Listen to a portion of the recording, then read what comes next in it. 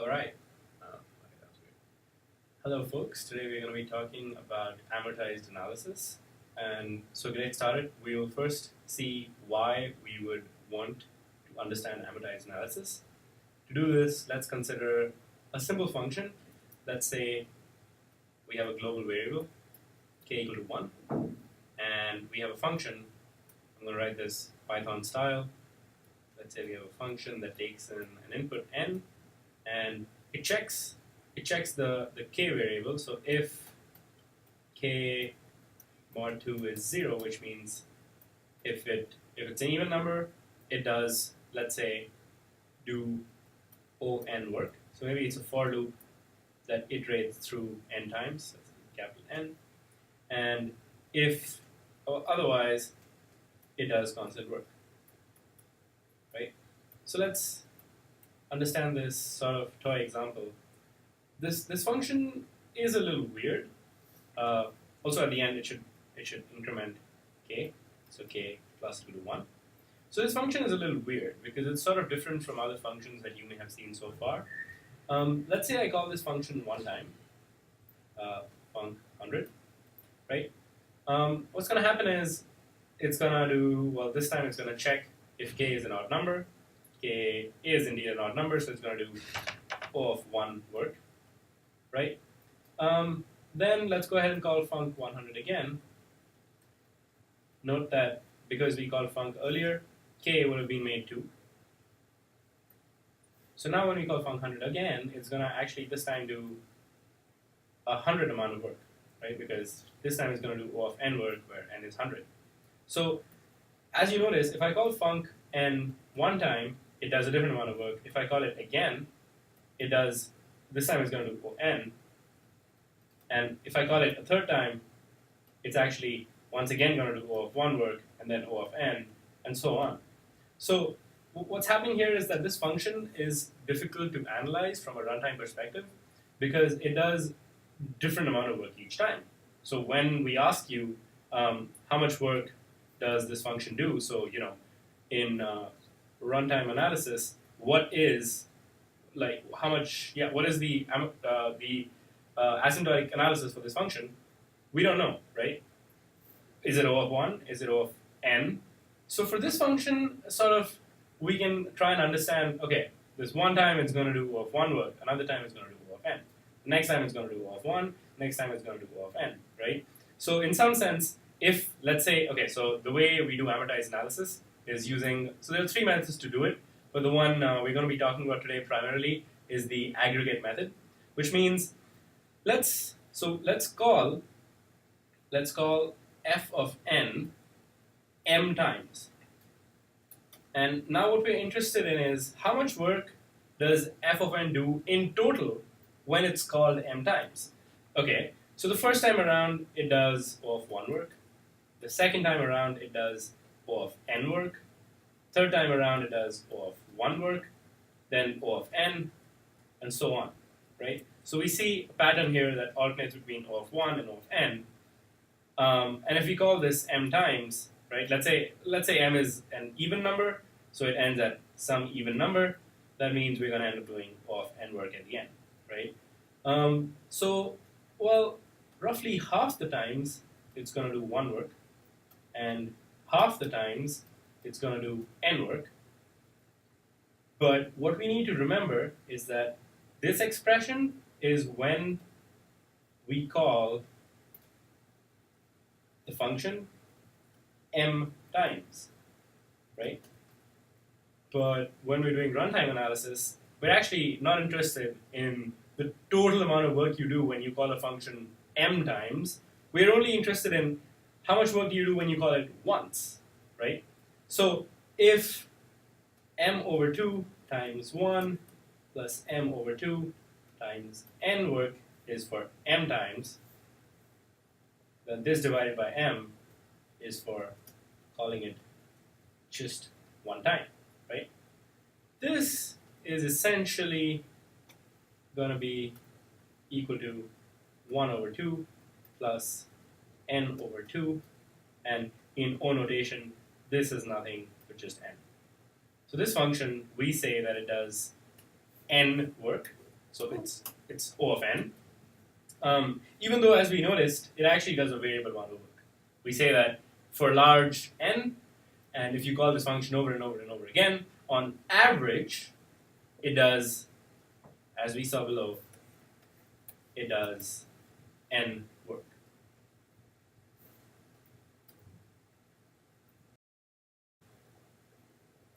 Okay, now that we have some basic motivation for why we would want to do amortized analysis, let's try to see where this is useful. One place that this is super useful is array lists.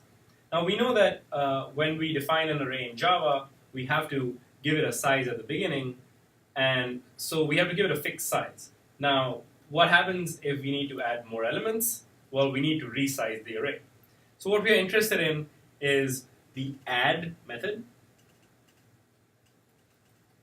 of an array list.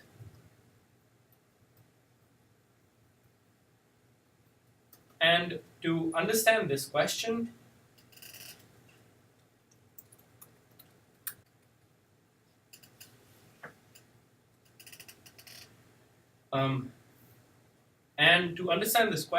what I'm going to do is I'm going to draw a table.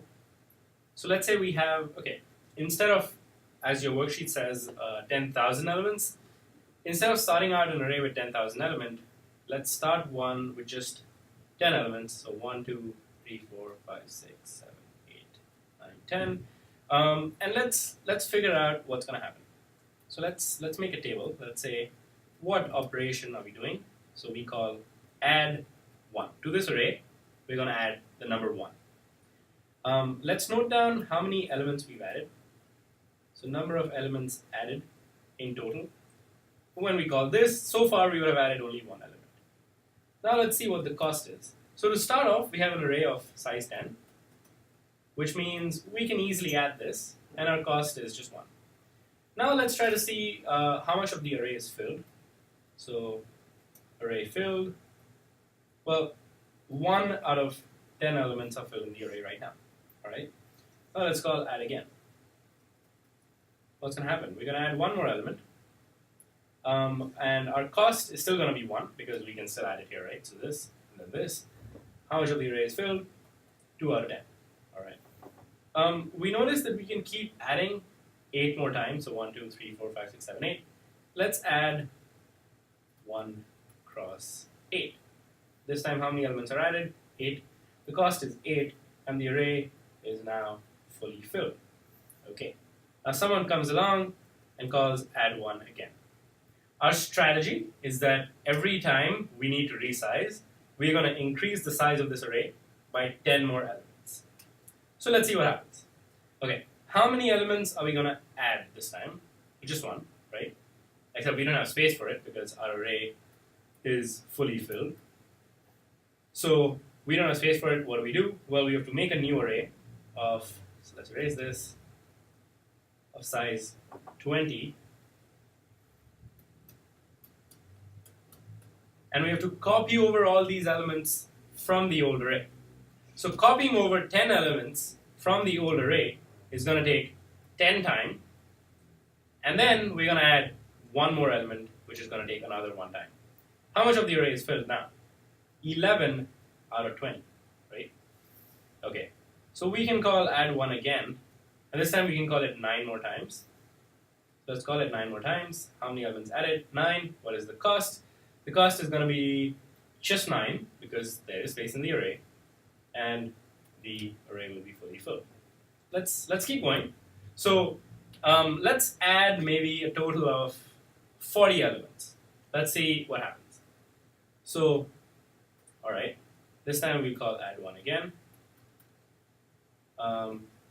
We'll add 1 element, except we don't have space anymore. Remember, our array was fully filled. So we don't have space, we have to resize. This time, we have to copy over 20 elements, which takes 20 time. Then we add 1 more. How much of the array is filled this time? 21 out of 30, right? Cool. Then let's do another add 1. Notice that we can do it 9 more times. Same reason as before. So number of elements added is 9. Cost is going to be 9, 30 out of 30. let's do this one more time. We need to resize. So let's go ahead and resize. We will call add 1, in which case we will add only one element, but it will cost us this time 30 elements to be copied over, plus 1. How much of the array is filled? 31 out of 40. And like I said, we'll add only 40 elements. Let's go ahead and add 1 9 more times. Number of elements added 9. Cost of that 9. And 40 out of 40, the array is filled. And let's stop here. So let's stop our analysis here. And let's try to figure out what's going on. So let's add some things up. The first thing to add is let's add the cost up. And let's see how many elements we added. Well, we know we added 40 elements. Or in other words, we call this function, we call the add function 40 times. Right? Remember, in our previous example, we called a function m number of times. We figured out how much work happened in total, and then we divided by m. So in this case, in some sense, our m is equal to 40, right? Okay, we're calling this function m times, or we're calling it 40 times. Okay, and how much is the total work that's happened? So, or rather, how much is the total cost? So let's see. The cost here is 10, right? So this cost us 10. It cost us 10 to add the first 10 elements. Then to add the next 10 elements, it actually cost us 20. Okay. To add the next 10 elements, it cost us 30. And to add the next 10 elements, it cost us 40. Okay, so we see a pattern emerging here, right? Every time we need to add 10 elements, we have to increase the number of work we do by 10 also. So let's write this out. To add 40 elements, the work done, the cost in some sense, was 10 plus 20 plus 30 plus 40, right? And now let's use this example to generalize. Let's see how we can generalize. Okay. Let's say instead of adding 40 elements, we want to add m elements, right? So let's give this a variable. The way we can see the work done is similar to this example. The first time around, the first 10 elements that we need to add would take 10 time, then 20, then 30, then 40, and then it'll keep happening, and finally you need to add m elements. And for those of you unconvinced, let's assume that m is a multiple of 10, so that's why this argument holds and we can have m at the end. If m is not a multiple of 10, what will happen is at the end you'll just have a 9 or an 8 or something like that. But to make the math simple, let's just assume it's m. Okay? Okay, cool. Now, we need to, so remember how we figure out the runtime? We say total work done on m calls divided by m. This is how we figure out what the runtime of the function is, right? In this case, this is equal to, well, 10 plus 20 plus ... plus m over m. Let's see how we can simplify this. Now, there is one formula from math that we need to know. I'll tell you when we need to know it. For a second, from this expression, let's take 10 out. So this becomes 10 times 1 plus 2 plus 3 plus ... plus m over 10 divided by m. Now the formula that we need to know from math is this formula.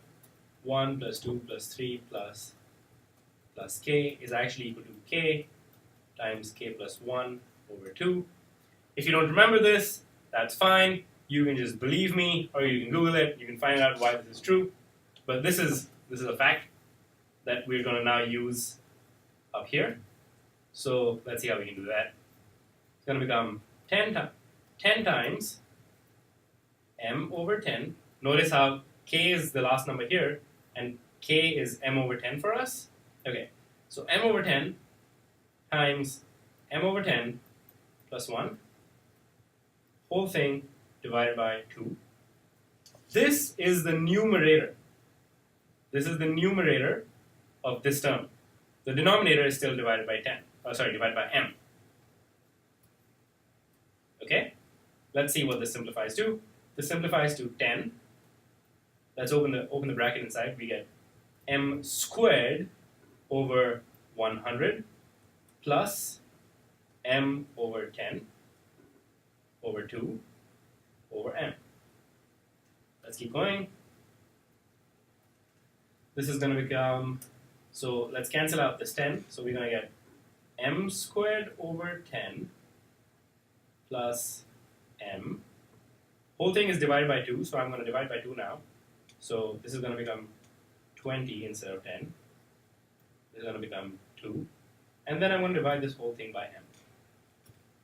So when I do that, I am left with m over 20 plus 1 over 2. What is this expression equal to? Let's go back and take a look. We were trying to figure out the total work done on m calls divided by m. So this is the expression for the total work done on m calls divided by m, or total work done per call. If we use O notation, this is O of m. So what this says is that if you were to call this function, this add function, right? So let me write this down. If we call add, let's say 1,000 times, each call takes 1,000 cost, right? Because if you call it m times, each call takes O of m time. This is a little ridiculous, right? Because the first time around, we had the cost was actually just 1, right? And then 1, and then 8. And then at the end, well, let's go back up to the table. So if we see the table, our cost was actually pretty low. Then just because we had to resize by 10 every single time, now our cost actually depends on how many times we call this method. If I call this method 300 times, I'm telling you that the cost of each of those calls will be 300. In grand total, you would have ended up doing 300 squared work, because each call on average costs you 300.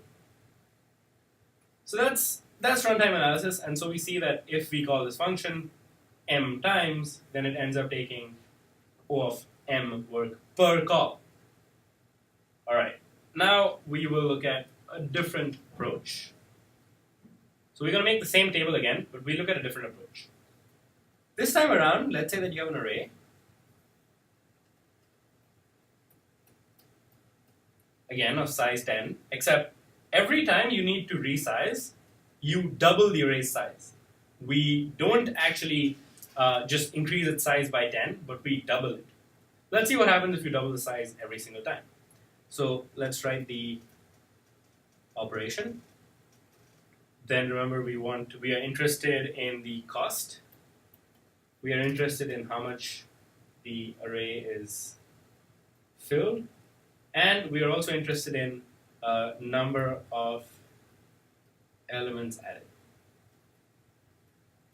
Okay, so this time we'll call add one time. The cost will be 1 because we can add it. The number of elements added will be 1. The array will be 1 out of 10 filled. Now I can call add 1 again 9 times. Cost will be total of 9. Number of elements added will be 9. And the array will be 10 out of 10 filled. So 1, 1, 1, 1, 1, 1, 1, 1, 1. Next up, I'll call add 1 again. But this time I need to resize. So let's go ahead and do that. When we resize, we need to copy over all of these elements. If you need to copy over the elements, the cost is, well, 10 to copy over plus 1. And how many elements have we added? Just 1. Array is 11 out of 20 filled. So far, it's pretty similar to the previous case. But let's see what happens as we keep going. Again, this time we can add 1. And we can do this 9 more times. So let's go ahead and do it 9 more times. The cost will be 9 because there's space. Number of elements added 1, array filled 20 out of 20. This is when things start to get a little different. Remember, we are resizing the array, not just adding 10 to it. So now I call add 1 again. I have to copy over 20 elements. It costs me 20 plus 1 to copy over, and then 1 more. And the number of elements added is just 1. How much is the array filled? This time it's 21 over 40, because I doubled the array size. Originally it was 20, now it's 40. Okay. Now notice how we can actually call add 1 19 times, and it'll cost us 19. So it's different from the previous case where we could only call it 9 times every single time. This time we can call it 19 times. Number of elements added, 19, and sorry, I just noticed I made a mistake here. The number of elements added for the add 1 9 case is 9, not 1. Sorry about that. Okay, number of elements added for add 1 19 case, 19, and the array is now fully filled. So let's just do one more round, and let's fill up the array once more. So let's call add 1. This time it's going to cost us, 40 to resize, so 40 to copy all the elements over, and then 1 more. Number of elements added will be 1, because it's a single add call, and it's going to be 41 over 80 filled. This time we can still call add 1 another 39 times, right? Because we have space for 39 more elements, and this time we'll end up adding 39 elements, and array will be fully filled. So let's stop here. We noticed some patterns. Let's try to see what they are, and then let's do a similar sort of runtime analysis. Okay, so let's do our cost analysis one more time. So for the first 10 elements, the total cost here was 10. For the next 10 elements, right, notice how we added 10 more elements. So total cost here was 10 plus 1 plus 9, 20. For the next 20 elements, the total cost here is 20 plus 1 plus 19, which is 40. For the next 40 elements, total cost is 80. For the next 80 elements, the total cost is 160. 81 plus 79. So let's make an observation here, which is that the first 10 elements, the cost was 10. So the average cost per element was just 1. Over here we had 10 elements where it cost us 20, so the average cost per element was 2. Over here, 20 elements cost us 40, average cost 2. 40 elements cost us 80, average cost 2. 80 elements cost us 160, average cost 2. So the pattern that I need you to notice here is that if we keep going, every average cost will end up being 2. Okay, so this should already feel like an improvement, but if not, we will be going over the math right now. So let's see how to. So let's write down the cost analysis, cost, and let's also write down elements added. Okay, so to add the first 10 elements, it costs us 10. The next 10 costs us 20. The next 20 costs us 40. The next 40 costs us 80. The next 80 costs us 160. And so we notice a pattern here that this is just the double of this, right? And the other pattern that I need you to notice is that, so let's look here, right? Total elements added,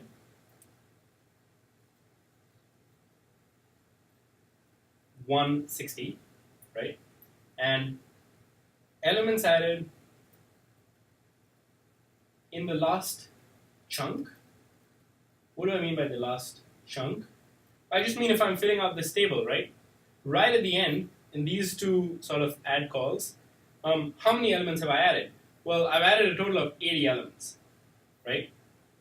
So total elements added in the array is, if that is 160, then the elements added in the last chunk is going to be 80. So I need you to generalize this, that if total elements added was m, then elements added in last chunk would be m over 2, right? And if this is not clear, we can also go up and we can actually look at this again. So let's say we had stopped here, right? So instead of stopping at 160, let's say we had stopped here. At this point, the total number of elements we had added was 80, right?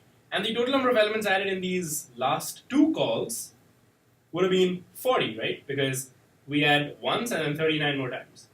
So in general, if the total number of elements you need to add m, then for this kind of an analysis where we are doubling the array size every single time, at the end, the last chunk, you will end up adding m over 2 elements. So I'm going to continue to generalize this element stuff. Let's say we keep adding, and then eventually we end up adding m over 2 elements. Okay? What this means, remember, this means that we have added, so if this last one is m over 2, first of all, what's the cost going to be? Cost is going to be m. And this means that we have added a total of m elements. That's what this means. All right, hello again. This time, let's start off where we left, which is the cost was 10.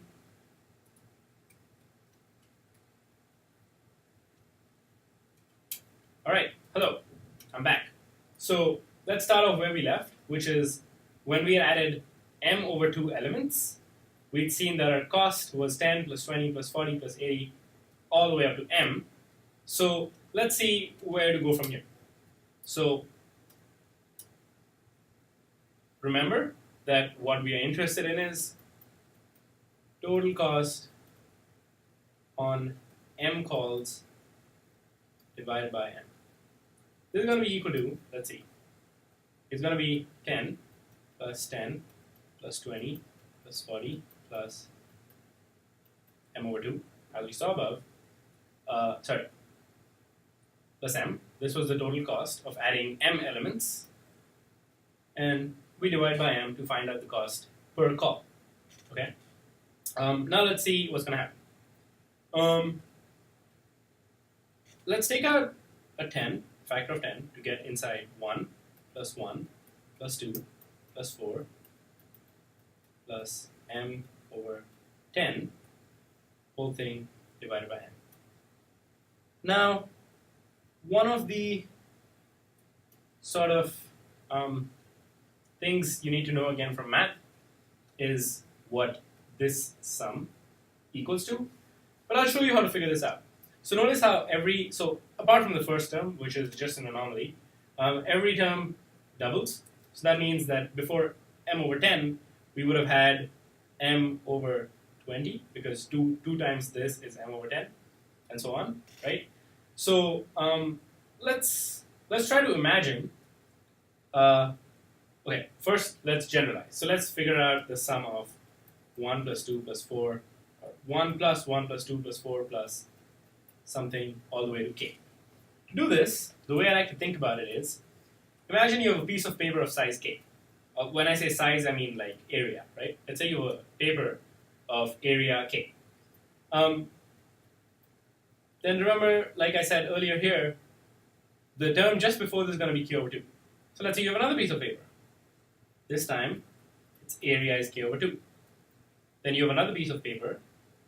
This time its area is k over 4. And as you notice, since it's a piece of paper, right? If I cut this piece of paper in half, that's exactly k over 2. Then k over 4. And half of that would look like k over 8. And so on, right? K over 16. But you see how every time I add a new term from here, every piece of paper is going to be smaller and smaller and smaller. But it's never going to quite combine to make one whole page. Eventually we'll hit the term where we have 1 and another 1. So what I want you to notice is that this piece of paper has area k. This is the last term. And all of the terms before that have a total area of around k. Because this is going to get smaller and smaller and smaller and eventually sum to almost k. So what's happening here is that this sum, which I promise you we'd evaluate, is going to equal to approximately, so let me write this, meter, approximately to k. Great. Now we can go ahead and use that result up here. That means this is equal to 10 times, okay, notice how we stop at k. So we're going to stop at m over 10, 2 times m over 10. Whole thing divided by m. Okay, let's see what this equals to. Cancels out. We get 2m over m